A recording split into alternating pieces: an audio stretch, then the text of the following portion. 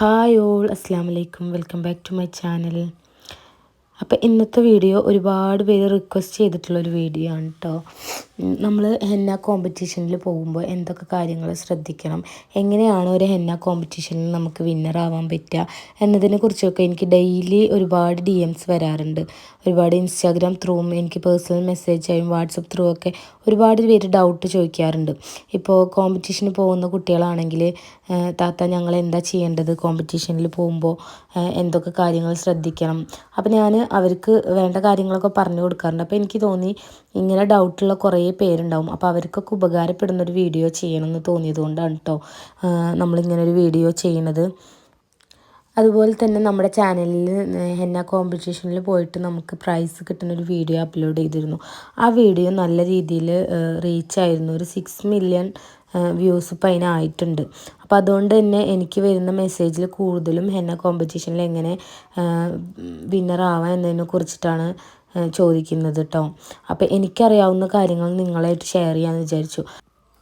ഈ വീഡിയോ നിങ്ങൾക്ക് യൂസ്ഫുൾ ആയെന്ന് തോന്നുകയാണെങ്കിൽ ചാനലൊന്ന് സബ്സ്ക്രൈബ് ചെയ്ത് നമ്മുടെ വീഡിയോ നിങ്ങൾക്ക് അറിയുന്ന ഹെന്ന ആർട്ടിസ്റ്റുകൾക്കൊന്ന് ഷെയർ ചെയ്യാൻ മറക്കരുതേ. അതുപോലെ ഇതുപോലുള്ള കോമ്പറ്റീഷനിലൊക്കെ പോയിട്ട് പങ്കെടുത്ത് വിന്നറാവാൻ പറ്റാത്ത ആരും വിഷമിക്കരുത് കേട്ടോ. ഞാനും ആദ്യ സമയങ്ങളിലൊക്കെ ഇങ്ങനെ കോമ്പറ്റീഷനിലൊക്കെ പോയ സമയത്ത് ഒട്ടും ഒരു പ്രൈസ് പോലും ഈവൻ എനിക്ക് ആ പറഞ്ഞ ടൈമിൽ കംപ്ലീറ്റ് ചെയ്യാൻ പോലും എനിക്ക് കഴിയാതെ വന്നിട്ടുണ്ട്. അങ്ങനെ ഞാൻ അങ്ങനെ കംപ്ലീറ്റ് ചെയ്യാൻ പറ്റിയില്ല എന്ന് വിചാരിച്ചിട്ട് നെക്സ്റ്റ് ഒരു കോമ്പറ്റീഷൻ ആരെങ്കിലും കസിൻസോ റിലേറ്റീവ്സോ ഫ്രണ്ട്സൊക്കെ അയച്ച് തരുമ്പോൾ അതിൻ്റെ പോസ്റ്റേഴ്സൊക്കെ അയച്ച് തരുമ്പോൾ ഞാൻ പോവാതെ ഇരുന്നിട്ടില്ല. പിന്നെ ഞാൻ പോയി ട്രൈ ചെയ്യും. കാരണം എനിക്കതൊരു പാഷനായിരുന്നു. കാരണം നമുക്ക് ടൈം മാനേജ് ചെയ്യാനും നമ്മൾ ഡിസൈൻസ് കൂടുതൽ ഡിസൈൻസ് നമുക്ക് പഠിക്കാനും മറ്റുള്ളവർ ചെയ്യുന്നത് കണ്ട് പഠിക്കാനൊക്കെ ഹെന്ന കോമ്പറ്റീഷൻ ഒരുപാട് ഹെൽപ്പ് ചെയ്തിട്ടുണ്ട് കേട്ടോ. അപ്പോൾ അതുകൊണ്ട് തന്നെ പ്രൈസ് കിട്ടിയില്ല എന്ന് പറഞ്ഞിട്ട് ആരും വിഷമിച്ചിരിക്കരുത്. നിങ്ങൾ കൂടുതൽ നിങ്ങൾ ഡിസൈൻസ് പ്രാക്ടീസിലൂടെ ഇമ്പ്രൂവ് ചെയ്യാൻ ശ്രമിക്കണം കേട്ടോ. 2018 ഞാൻ ഈ ഹെന്ന എൻ്റെ ഒരു പ്രൊഫഷനാക്കിയിട്ട് ഇൻസ്റ്റാഗ്രാമൊക്കെ തുടങ്ങിയിട്ട് ഇങ്ങനെ പ്രൊഫഷനാക്കിയിട്ടുള്ളത്. കൊറോണ ടൈമിലായിരുന്നു. കൊറോണ ടൈമിൻ്റെ ഒരു 1 മന്ത് മുമ്പായിരുന്നു ആദ്യമായിട്ട് ഞാനൊരു കോമ്പറ്റീഷനിൽ പങ്കെടുത്തത്. ടീം ഹെക്ക സംഘടിപ്പിച്ച ഒരു കോമ്പറ്റീഷനായിരുന്നു. കുറച്ച് ഫേമസ് ആയിട്ടുള്ള 3 ആർട്ടിസ്റ്റുകൾ നടത്തിയൊരു കോമ്പറ്റീഷനാണ്. മാസ് തിയേറ്ററിൽ വെച്ചിട്ടായിരുന്നു അവർ നടത്തിയിരുന്നു കേട്ടോ, ചങ്ങരംകുളം. അതിൽ പോയപ്പോഴാണ് എനിക്ക് ഇങ്ങനെ ആദ്യമായിട്ട് എൻ്റെ ലൈഫിൽ ഹെന്ന കോമ്പറ്റീഷൻ ഒരു എക്സ്പീരിയൻസ് ഉണ്ടായത്. ആ കോമ്പറ്റീഷനിൽ പോയിട്ട് എനിക്ക് ഈവൻ എൻ്റെ കൈയിൻ്റെ ബാങ്ക് ലെങ്ത്ത് വരെ പോലും എനിക്കത് കംപ്ലീറ്റ് ചെയ്യാൻ പറ്റിയില്ല കേട്ടോ. ഭയങ്കര സ്ലോ ആയിട്ടാണ് ഞാൻ ഇട്ടിരുന്നത്. പക്ഷെ അവിടുന്ന് ഞാൻ ഒരുപാട് കാര്യങ്ങൾ പഠിച്ചു. ഒരുപാട് പുതിയ ആൾക്കാരെ ഞാൻ പരിചയപ്പെട്ടു.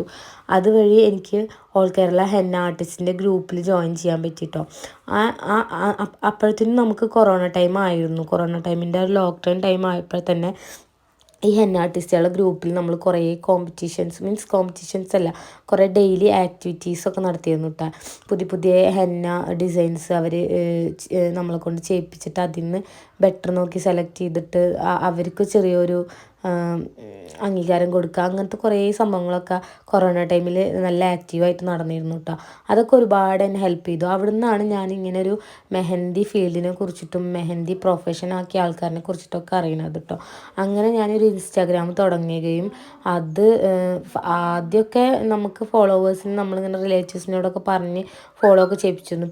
പിന്നെ നമ്മളത് നിർത്തിയിട്ടോ. കാരണം നമ്മുടെ ആർട്ട് എത്രത്തോളം ഇമ്പ്രൂവ് ചെയ്യാൻ പറ്റുമെന്ന് പിന്നെ ഞാനും മനസ്സിലാക്കി. മീൻസ് നമ്മൾ കൂടുതൽ പ്രാക്ടീസ് ചെയ്ത് നമുക്ക് ഏറ്റവും ബെറ്റർ നമ്മളെ ഫീൽഡിൽ കൊണ്ടുവരാൻ നമ്മൾ ശ്രമിച്ചു കേട്ടോ. അങ്ങനെ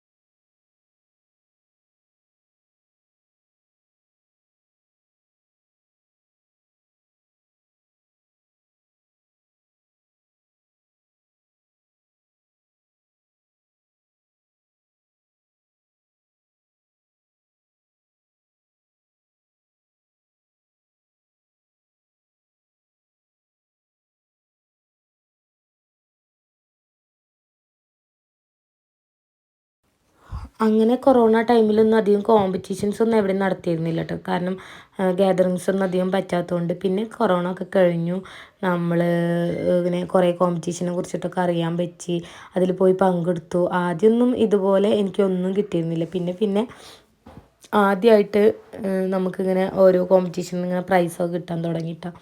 അത് ഇതുപോലെ നമ്മൾ സ്റ്റിൽ ഐ എം ലേണിംഗ് ആണ്. നമ്മൾ ഓരോ പുതിയ പുതിയ കാര്യങ്ങളും നമ്മൾ പഠിച്ചുകൊണ്ടിരിക്കുകയാണ്. പുതിയ പുതിയ എലമെൻറ്റ്സ് നമ്മൾ പഠിക്കുക, പുതിയ ആർട്ട് പഠിക്കുക. നമുക്ക് അങ്ങനെ ഒരു മൈൻഡ് ഉണ്ടാവണം. എനിക്കെല്ലാം അറിയും എന്ന് വിചാരിച്ചിട്ട് നമ്മൾ ഈ ഫീൽഡിലേക്ക് ഇറങ്ങിയാൽ നമുക്കൊന്നും ആവാൻ പറ്റില്ല. നമ്മൾ പുതിയ പുതിയ കാര്യങ്ങൾ പഠിക്കാൻ നമ്മൾ തയ്യാറാവണം കേട്ടോ. അങ്ങനെ കൊറോണ ടൈമിൽ 2018 തുടങ്ങിയ എൻ്റെ ഇൻസ്റ്റാഗ്രാം അക്കൗണ്ട് റീച്ച് ആകുന്നത് നമ്മളിപ്പോൾ 2024 ഡിസംബറിലാണ് നിൽക്കുന്നത്. 2024 ഡിസംബർ, ജനുവരി, ഫെബ്രുവരി ആ ഒരു കാലയളവിലാട്ടോ എനിക്ക് 50K ഒക്കെ ഫോളോവേഴ്സ് ആയത്. അത് നമ്മൾ ഡെയിലി നമ്മൾ ആർട്ട് അപ്ലോഡ് ചെയ്തുകൊണ്ടിരിക്കുന്ന ടൈമിൽ അതിലൊരു വീഡിയോ വൈറലായപ്പോഴാണ് എനിക്ക് ഫോളോവേഴ്സ് കൂടാൻ തുടങ്ങിയത്. ഇതിൻ്റെ ഇടയിൽ നമുക്കിങ്ങനെ അറിയുന്നവരും നമ്മൾ ഈ ഒരു മെഹന്തി എന്നുള്ളത് പ്രൊഫഷനാക്കി എടുത്തു.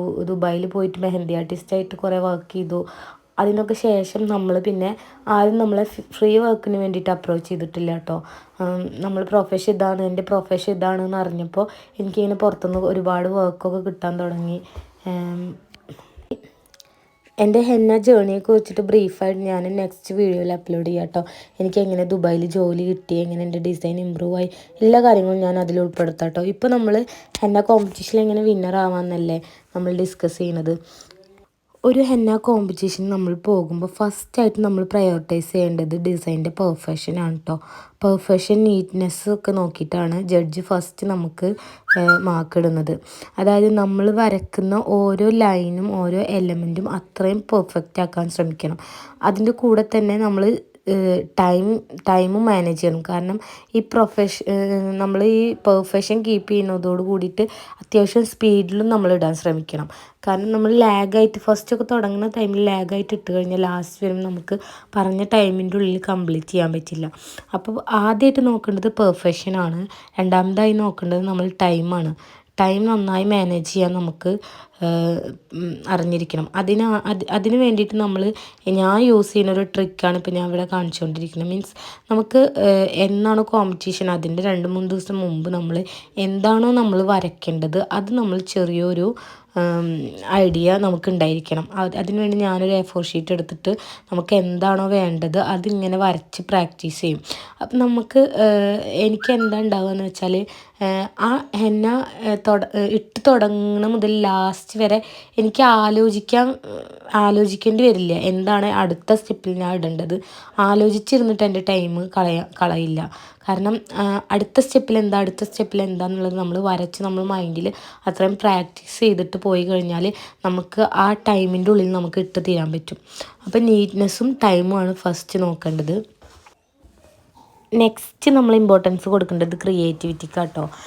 എന്നെ കോമ്പറ്റീഷനിൽ ജഡ്ജായിട്ട് പോകുന്ന ഒരുപാട് ഫ്രണ്ട്സ് ഉണ്ട് എനിക്ക്. അപ്പോൾ അവരോടൊക്കെ ചോദിക്കുന്ന സമയത്ത് അവർ പറയാറ് ഈ രാജാ റാണി അതുപോലെ ഫേസ് അങ്ങനെയുള്ള എലമെൻറ്റ്സൊക്കെ ഒഴിവാക്കാൻ മാക്സിമം കോമ്പറ്റീഷൻ പോകുന്ന പാർട്ടിസിപ്പൻസ് ശ്രദ്ധിക്കുക. കാരണം ഇതൊന്നും എല്ലാവർക്കും വരക്കാൻ പറ്റില്ല.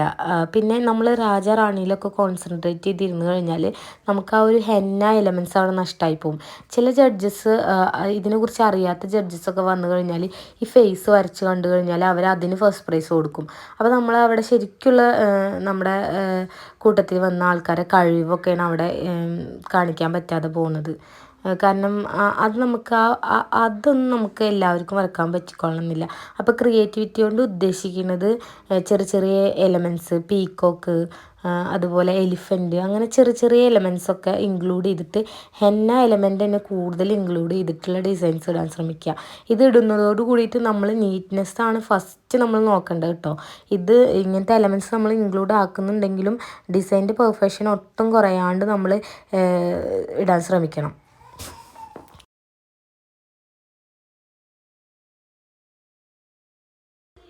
നെക്സ്റ്റ് നമ്മൾ കോമ്പറ്റീഷൻ ടൈമിൽ നോക്കേണ്ടത് നമ്പർ ഓഫ് എലമെൻറ്റ്സ് ഇൻകോപ്പറേറ്റഡ്, അതായത് എത്രത്തോളം എലമെൻറ്റ്സ് നമ്മൾ ഇൻക്ലൂഡ് ആക്കാൻ പറ്റുമോ അത്രത്തോളം ഇൻക്ലൂഡ് ആക്കാൻ ശ്രമിക്കുക. കാരണം ഇപ്പോൾ ചില കോമ്പറ്റീഷൻസ് 2 ഹാൻഡ്സ്ഡ് ഉണ്ടാവും. അപ്പം നമ്മൾ ഈ 2 കൈയിലും വെറൈറ്റി എലമെൻറ്റ്സ് കൊണ്ടുവരാൻ ശ്രമിക്കുക. അതുപോലെ തന്നെ കൺജഷൻ ഒഴിവാക്കുക. മീൻസ് ഇതുപോലെ ഒരുപാട് എലമെൻറ്റ്സ് കുത്തി നിറച്ചിടാണ്ട് അതിനൊരു പെർഫെക്റ്റ് ലൈനും കുറച്ച് സ്പേസൊക്കെ കൊടുത്തിട്ട് ഡിസൈന് കൂടുതൽ അട്രാക്റ്റീവ് ആക്കാൻ ശ്രമിക്കുക. അതായത് മനസ്സിലായില്ലേ, നമ്മൾ എലമെൻറ്റ്സ് ഇൻക്ലൂഡ് ചെയ്യുകയും വേണം, എന്നാൽ ഒരുപാട് കൺജസ്റ്റഡ് ആയിട്ട് ചെയ്യുകയും ചെയ്യരുത്. കുറച്ച് ബോർഡർ ലൈനും അതുപോലെ തന്നെ കുറച്ച് സ്പേസൊക്കെ കൊടുത്ത് ഒന്ന് കാണുന്നവർക്കൊരു ഭംഗി, നമ്മളെ ആർട്ടൊരു ഭംഗി തോന്നിക്കുന്ന രീതിയിൽ ചെയ്യാൻ ശ്രമിക്കുക.